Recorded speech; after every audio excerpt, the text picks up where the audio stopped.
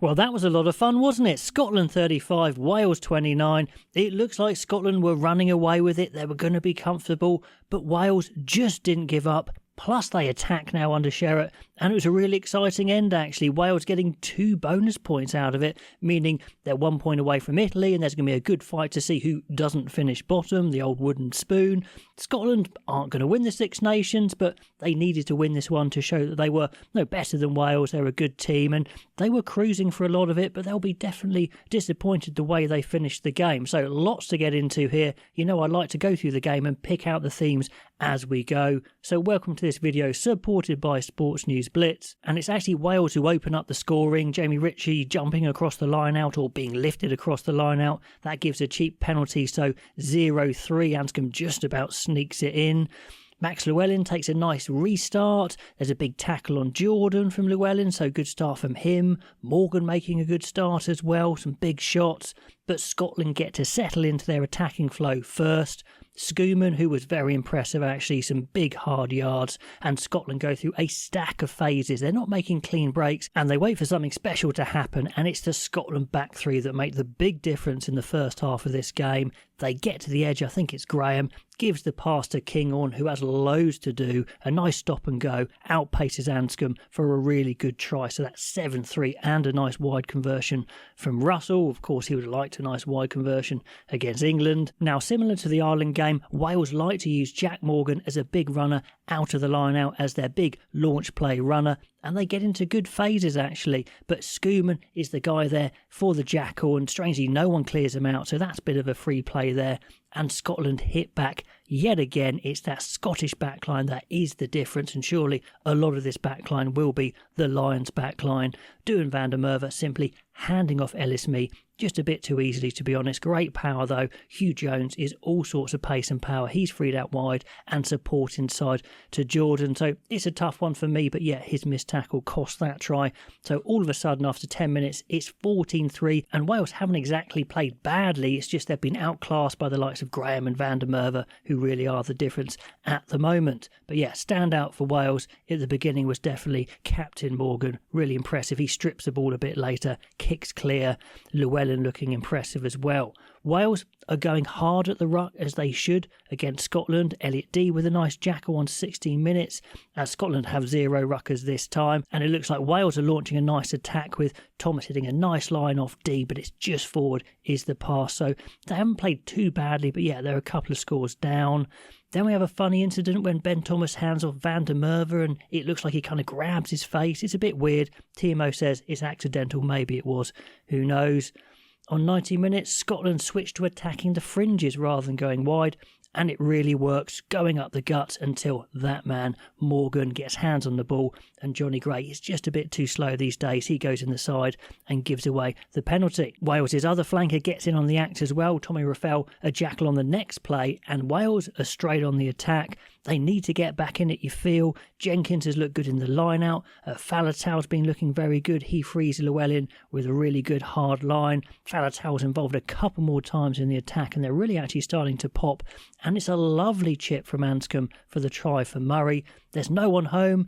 On the replay, you can see that van der Merwe has rushed up into the line when really he should be staying back. So that was van der Merwe's fault, I would say, but nicely executed by Wales. So that's what they needed, 14-8.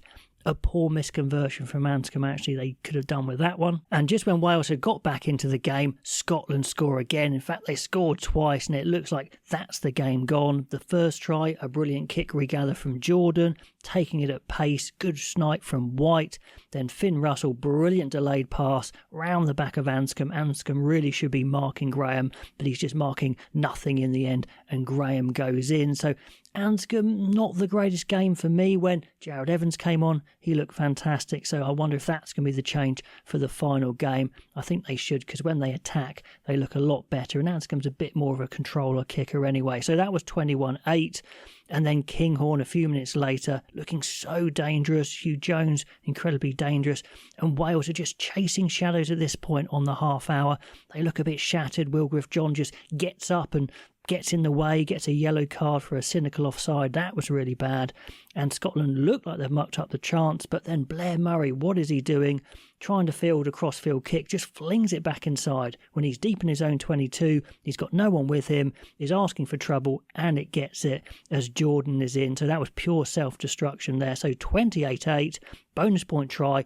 It's looking really grim for Wales at this point. The last 5 minutes is a couple of chances either way, but nothing really sticks. Matt Fagerson is on for Scotland, and I thought he looked really good actually, trying to make a play for that Lion squad potentially. But anyway, it is half-time, 28-8, and Wales needing a titanic comeback. Feels too much at this point. They make early changes, and I think that's absolutely right for Sherratt to do. Dewey Lake and Wainwright come on early. We get Jared Evans on soon after that.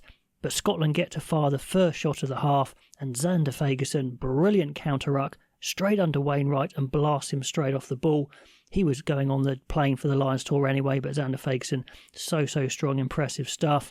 Scotland go for the maul, all the backs are in, 10 metres out, and it's really nicely done as they reset, go for the tight carries, and then pull the trigger wide, with Jones taking it flat to the face, pull back to Russell, feeds Kinghorn wide. Far too much pace for Joe Roberts. It's a really nicely executed try. So 35-8, surely this thing is all over. But to be fair to Wales, they don't stop playing. Talupi Faletau, one of their standout players, desperate to go on another Lions tour. I don't think it's going to happen, but he tried everything here. Some big runs, one that obliterates Ben White. Anscombe goes for a chip, and Van der Merwe's in a bit of trouble, but holds on. But it's penalty to the corner anyway. Wales are building. It looks like they need to score, but Nicky Smith spills a flat carry, and not the best game for Nicky Smith, actually. Gareth Thomas comes on and has a good impact, to be fair. And as I mentioned, Jared Evans comes on, and he's just so more attacking than Anscombe. He's more jinky, he's flattered to the line. Players have to watch him a lot more.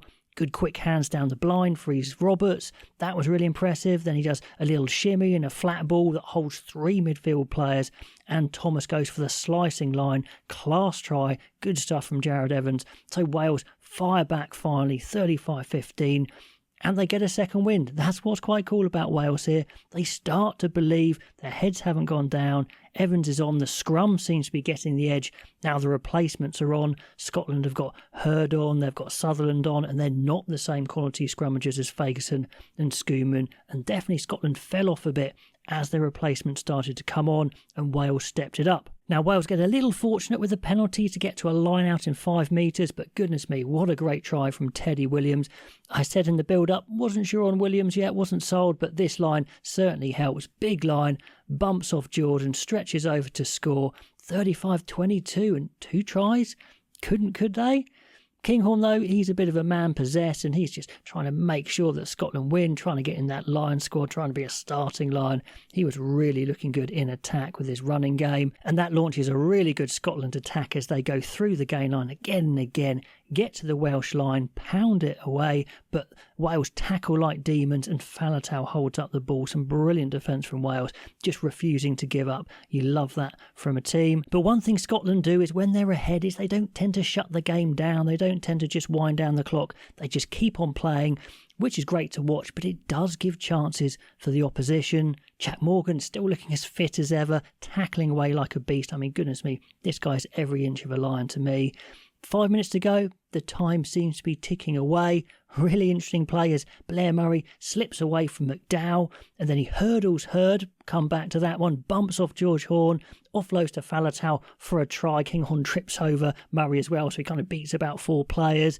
Great try, but the TMO checks, and yeah, Murray does look to have jumped over Hurd a bit. You could argue he's jumping out the way, but I think he jumps up quite a long way, so the chance is gone. The try is ruled off. Now, Scotland are finishing on the attack. They want to give the crowd one more cheer. I mean, it looks like they've won the game. They're desperate for it, but Wales are equally desperate to stop them, and Scotland spill it. They spread the ball wide. Azarati does pretty well there, actually, and they free Roberts, Joe Roberts, who streaks down the touchline. Really impressive, and shows good composure to keep the ball alive into the 22. Scotland concede a penalty, and from the line out, a fantastic line from Max Llewellyn. Just batters through the tackle of Jordan and Fagerson. Not a big hole. He just goes straight through it.